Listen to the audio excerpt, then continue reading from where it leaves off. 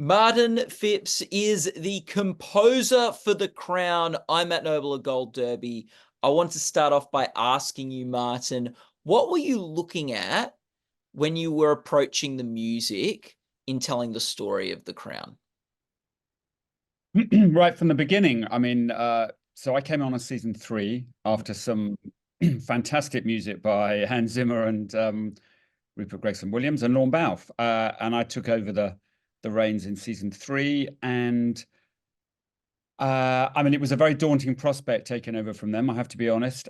And it was, I had to be sort of convinced that they really wanted, that Peter Morgan, the showrunner, wanted to do something different with the music, because I couldn't, it would have been no good me trying to just sort of carry on doing what they were doing. You know, I probably wouldn't have done it as well. So I had to do my own thing, and Peter was very much like, we want to use the music in a different way. We want to be slightly more restrained with it. We want it to count more when it comes in, but use less of it. So do more with less.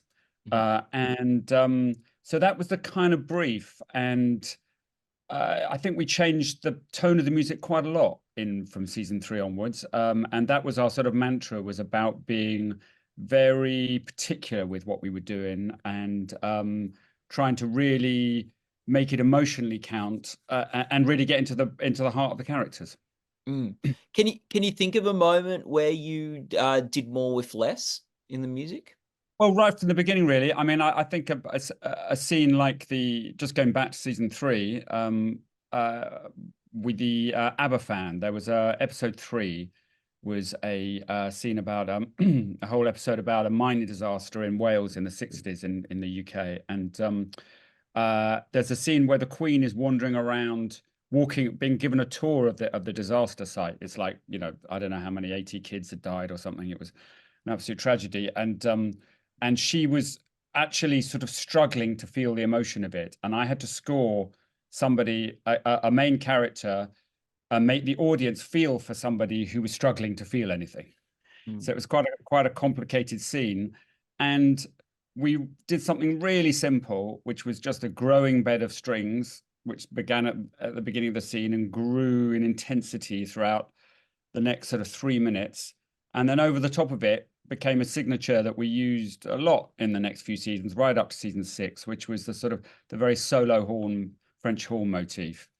And that somehow captured, it was, you know, very simple, you know, right, sort of 8-9 notes in total, probably in the whole cue, in terms of what the French horn is playing.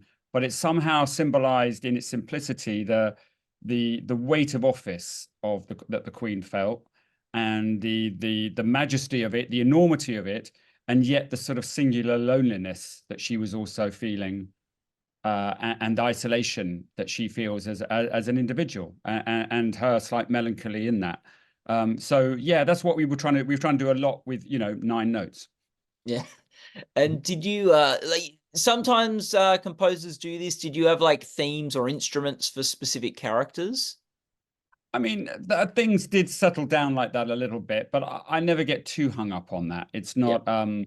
It's more about creating a palette and a series of ideas that get to the heart of the emotional weight of the characters. And some things. I mean, their French horn particularly was, Peter Morgan, the showrunner, always used to say that it was sort of like when she's got her royal hat on, and it very much came in those moments, that weight of office, as I was talking about.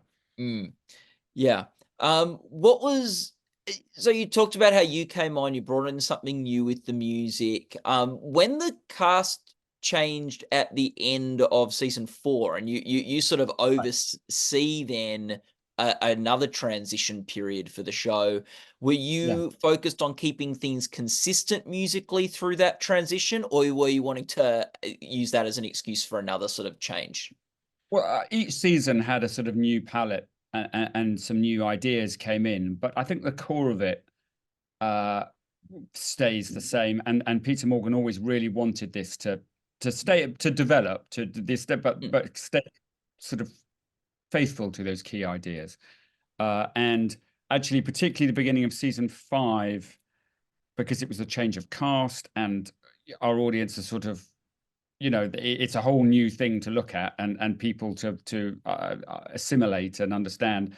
And I think Peter Morgan was quite keen on that for season 5, that I actually didn't shoot off on any, and kept kept the sort of real familiarity in the music. In season 6, I think we managed to sort of, we really could, because by that time the audience were familiar with that cast and that set of players. But so yeah, in the final season, I think we managed to play around a little bit more and develop some ideas more. Yeah. What is something you got to play around with a bit more or develop further in that final season?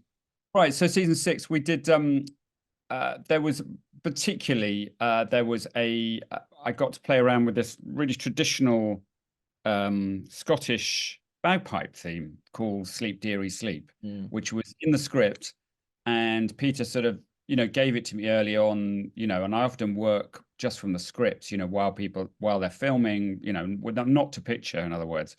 And he gave me this tune and said, just do something with this, develop this, make it part of the show, make it part of the score.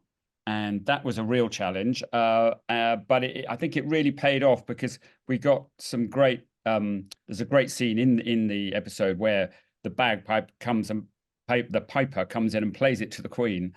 And then we pick that up and we use it for the very final scene of the final episode as the Queen is walking off, no spoilers, but walking off, into wherever she's, into the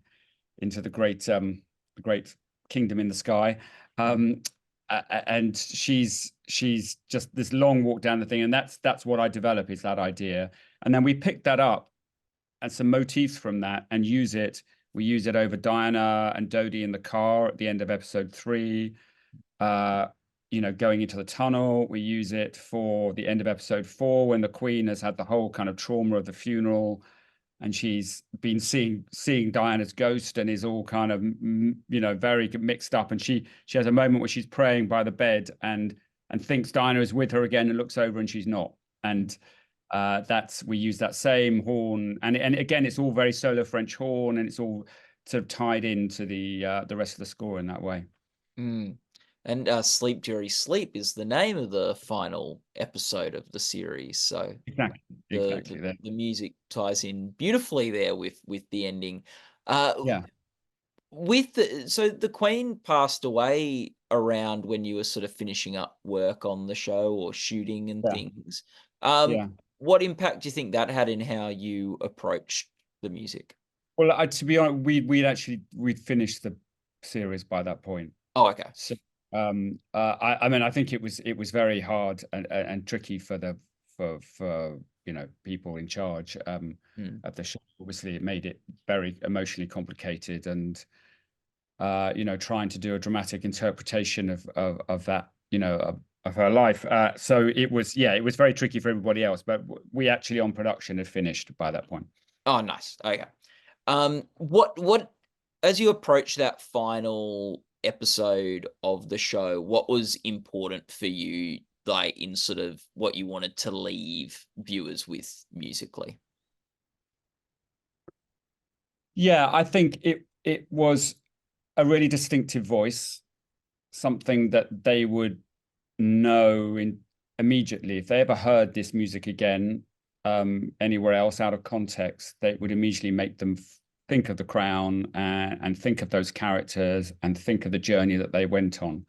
I think for me, that's what music's job is primarily is to echo the journey of the dramatic journey of the characters and the narrative. So I think it's providing something distinctive that immediately reminds you of that world and takes you back, hopefully in a good way. And what what was it like? What did you? So you said you often score and do the music, before, not to picture, not to camera. Do you go in at the end and then sort of line it up, or is that someone else's job? Yeah, it's a really quite unusual process and really engaging, actually, because Peter was very much, he's the showrunner and writer, and he was like, look, here are the scripts, we're about to go off and film, just write me some music. And that would happen on each season. And I would probably go and write about an album's worth of material, and then I would send it to him again. I hadn't seen any picture at this point, and he would just kind of go through and go, yeah, yeah, love that, love that, love that, hate that, that's awful, like that. And then he would pick out the ones he likes and give them to his editors and his directors. And as they started putting together the episodes, they would start to go in, and often he would go, put that there, put that there. That's instinctive. He instinctively very much knew what was right for where. And I would do that as well, but that often I would get an episode back that was fairly, scored with all these tracks that I'd given to Peter, and at least things, the right ideas were in the right place, and then it would come back to me, and I would finesse it and record it properly, and extend it or develop it a bit, and then typically there was always sort of one or two cues in each episode where we really couldn't find anything, and then I had to sort of do a more traditional scoring thing of writing something from scratch, late on in the process, but that seldom happened. A particular example of that I can think of is episode 8, which was the Margaret's episode, and her sort of final hours and days reminiscing about her time at the Ritz at the end of the Second World War, and I had to write a piece for the Queen sitting on Margaret's bed, her final conversation with her. And that was, that's a little piece of piano, and we hardly ever use piano otherwise, but it was just, Peter was saying, I need a piece that's going to break our hearts and be really quite emotional, and don't be so restrained on this, for once, allows me to sort of be less restrained, and hopefully we pull that off. Yeah, and like hearing piano does sort of take you back, doesn't it? Like, and to Exactly. Yeah. some early childhood memories, and so Right. really evokes that It sort of. has an innocence about it, for sure. Yeah. Yeah. Mm. Yeah. What so particularly with that final episode, Yeah. as you've been sent the stuff by Peter and you're watching your music over the show, for sort of Yeah. seeing your music on the images sort of for the first time, Yeah. what was that feeling like? And yeah. I mean, that's an amazing, I mean, it's sort of, it's very gratifying and very, and sometimes like almost, ecstatic moment. Oh my God, that really works. That's brilliant. And then it's also in equal measures, it's sort of terrifying, because it's like, okay, this is great. It really works, but how am I going to make that work how am I going to extend that for the whole season? How are we going to keep that restraint and majesty and yet develop something that can score that whole scene? The whole final scene is 6 minutes or something. Yeah, it's always, it's never it's a joy for a moment, and then it's like, all right, how am I going to do this? It's a mixture, but it's a really great way of working, because it means the music sort of is there from the very beginning, and as the cut develops, as they find the voice of each episode, the music's in there mostly, and so it can be really integral. And I think that doesn't feel like it's been stuck on at the end, or is a sort of afterthought, or is just, it hasn't had enough attention paid to it. Hopefully, anyway. Yeah. And what was going through, like, because in those sort of final moments, you got all three queens from the Yeah, show. yeah, yeah, You've got this yeah. beautiful space, and there's like a Yeah. lot of reflecting, looking back. What were you reflecting on when you watched that scene for the first time?